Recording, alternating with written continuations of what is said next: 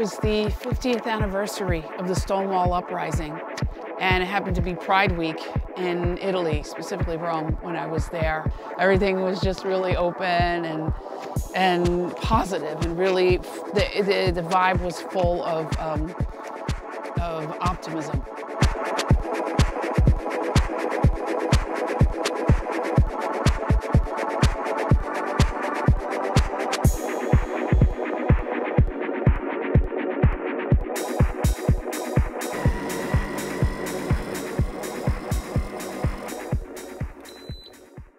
Before going, I read this article in the New York Times, I think it was from about 2018, where there's an African-American female that went over there on a study abroad program.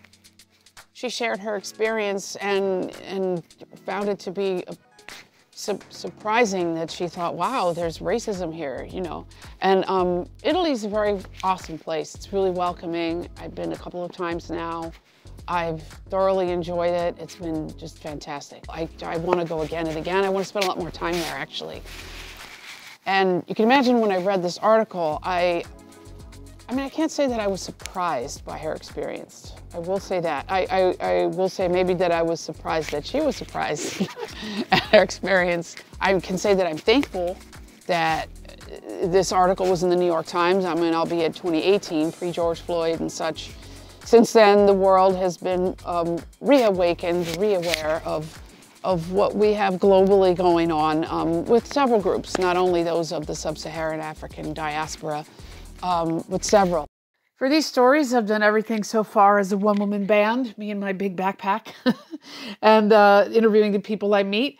Ollie speaks French and Italian, so our mutual friend Audrey was translating through a Facebook Messenger call. So whoops, the sound wasn't going. Going now, sound is going.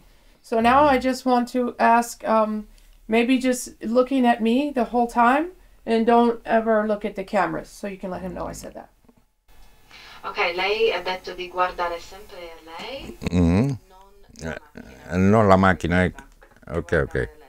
Ok. Allora, io mi chiamo Ali, mi chiamano Ali, in Senegal mi chiamano El Haj, che è un titolo, nel senso come nome. His name is Ali, from the Senegalese is El Haj, and that's he says a typical name in Senegal. And his family is mixed, so they're not only from Senegal, but also from Mali. And he was born on Ivory Coast, but came to Naples 28 years ago. È vero che tu hai vissuto anche nel nord Italia per poco tempo? Sì, allora, la prima volta che sono venuto in Europa So he said that he, originally, when he first came here from Africa, he originally came to Italy to just see what was going on, to check it out, you know, for professional reasons. He didn't have the intention of immigrating. He didn't have the intention of living here for a long time. He first was in Brussels. E dove? Al Nord Italia? a Vicenza. And then he went to the northern Italian town of Vicenza, which is near Venice. And he said he had friends there. And he spent a year there. He couldn't find work, so he asked his friends where would be the best place to go, and they suggested he go to Naples. It was hard to find work because of race, or was it just hard to find work because there was no work for anybody? Quando sei andato a Vicenza, avevi difficoltà nel trovare lavoro per motivi generali che potrebbe avere chiunque, o secondo te per motivi sociali, perché eri africano? Perché sei africano, e hai notato pregiudizi in questo senso? Allora, quando sono stata in Veneto nei periodi degli anni 90. So he says that when he first went to Vicenza in 1991, that's when this political party, Sam, it's called the Northern League, or the Lega Nord, they had just been established. They were like on the prowl for immigrants. They started to institute these like laws on the street that if you were black, you had to always carry around your documents. I didn't even know this. And he said that he didn't have documents at the time, and so he would only leave home when it was extremely essential. If at any moment they found you without your documents, they could send you back to Africa. And since at the time he didn't have them, his movements were very limited, and he would just be at home until it was totally essential to leave. And you know, at a certain point, he was asking his friends, "What kind of life is this? This is not a life." They suggested that he go to Naples, because in Naples it was different, both politically and also socially. You know, the Northern League, as it sounds, is a political party of the North. So at the time they were not present in the South. They are now, but at the time they weren't, and he could get, you know, like a under the table job paying in cash in Naples, and that's something that would have never been possible in Vicenza.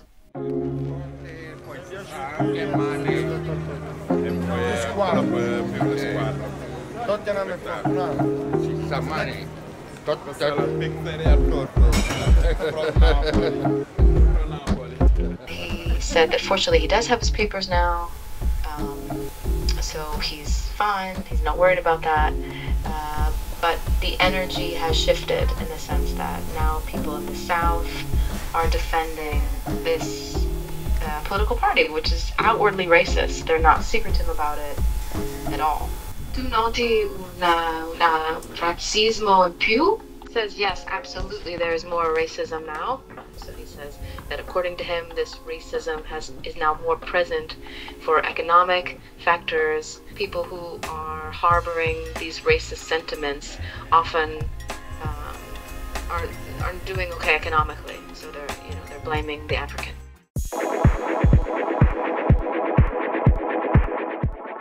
Here in Capri, I think I'm saying it right. I would normally say Capri, but I think they say Capri. I'm gonna make a short trip here.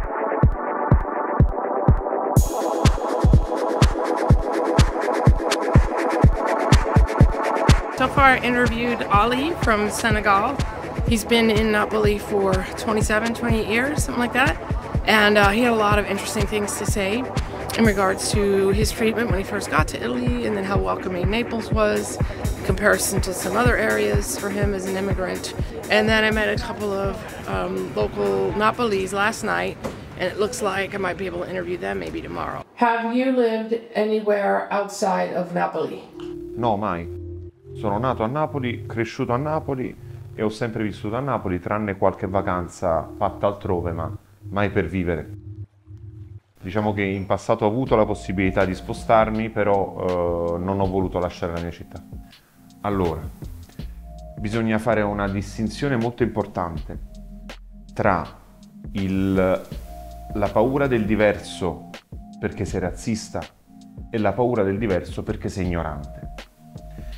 A Napoli purtroppo le persone ignoranti sono molte, e lo dico come una ferita al cuore perché io sono di Napoli, sono nato a Napoli, amo la mia città con i suoi pregi e i difetti e non me ne voglio andare dalla mia città mai. Quindi lo dico veramente con sofferenza, perché non avevano scelta ed erano disposti a delinquere pur di sopravvivere, è un conto. Il problema è che con la situazione geopolitica che c'è nella nostra area, nell'area europea e del Maghreb, molte persone scappano da situazioni insostenibili, che c'è chi dice sì e quindi a loro vanno bene, sia quelli che scappano dalla guerra e dalla fame, sia quelli che vengono per fare rapine e omicidi. C'è chi dice no e non vanno bene, né quelli che fanno rapine e omicidi, né chi scappa dalla fame e dalla guerra. Il problema è che nessuno ha realmente a cuore il problema di avvicinarci l'un l'altro. Tutti hanno a cuore la volontà politica di cavalcare un fenomeno per portare voti. Nessuno se ne frega niente.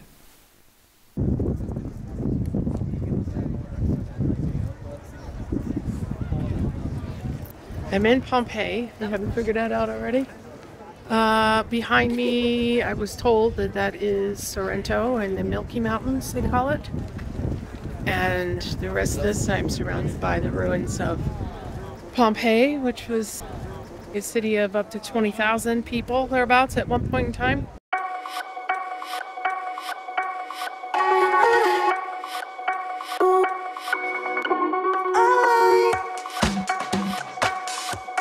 I don't know what this building is that I'm standing on. Like an old fort. It's an old fort or castle. I probably should have read about it before I shot this. I'll put it in the comments or something. I just needed to go for a walk. So this is pretty nice, and I'm still trying to get a picture of the view of straight down, but I'm freaking out too much about potentially losing my camera. So far my experience here has been really welcoming. I did have one somewhat machismo moment. I went to do laundry, and I will say she's a very nice lady. We started communicating through Google Translate. She started talking about all the, this is where it got a little bit racist. She started talking about all the Africans that were there. It was loaded with Africans. I don't know what country, but sub-Saharan Africans, and actually there were a lot of Sri Lankans there too. But anyway, she said, oh, they bring drugs, they bring this, and you know, it's really a problem. And I tried to say to her, I'm like, wow, she doesn't even know that I'm half black. I mean, she's saying it about African immigrants in specific, but I mean, still, like, I don't know, but it sounded racist to me. So I just said to her, well, you know, sometimes when people leave their country, in most cases, they're living because of trouble there, and they need to just feed their families, and they really just want to work, and you know, they're not out to get you and that kind of thing. And I said, there's a few of them, maybe if they're selling something. I didn't get into other reasons about it, but I said, if they're selling something, then maybe it makes a bad name for all the others, but all the rest, that's not the case. And she just kind of nodded her head. She's like, well, still, it's a problem. So.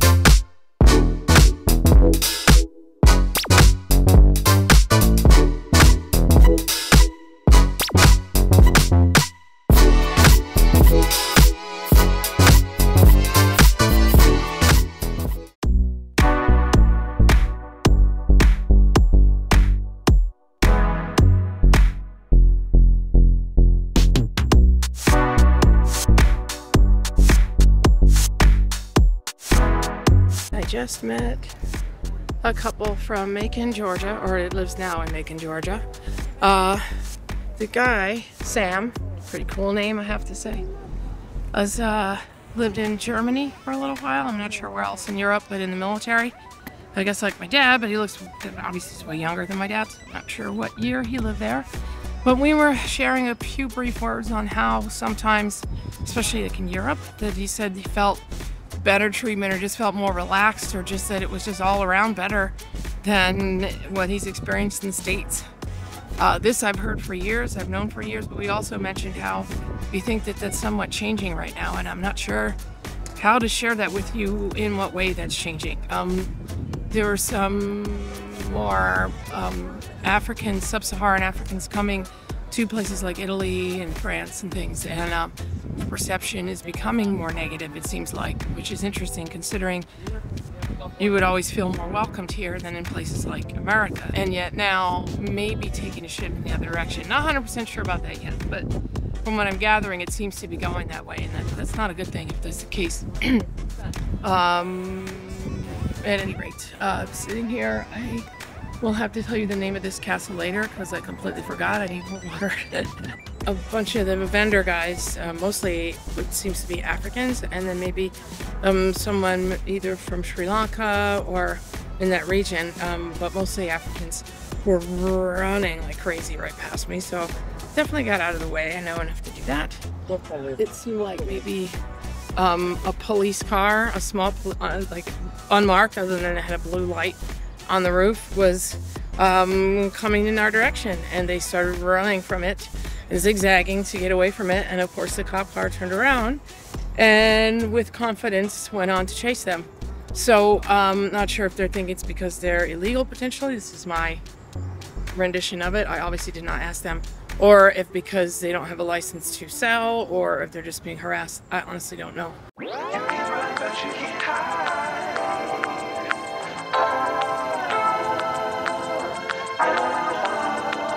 I want to share with you an interview that I shot before I did the Italy story, before I went to Italy for this story. That is, I met a man named Aaron while I was riding a motorbike around in Southeast Asia. We were like, oh, well, who are you? We saw each other on motorbikes and just kind of looked over, caught each other glancing, and we're like, hey, how are you? Started talking like, okay, you're gonna hang out, have lunch or something. So I ended up shooting his interview.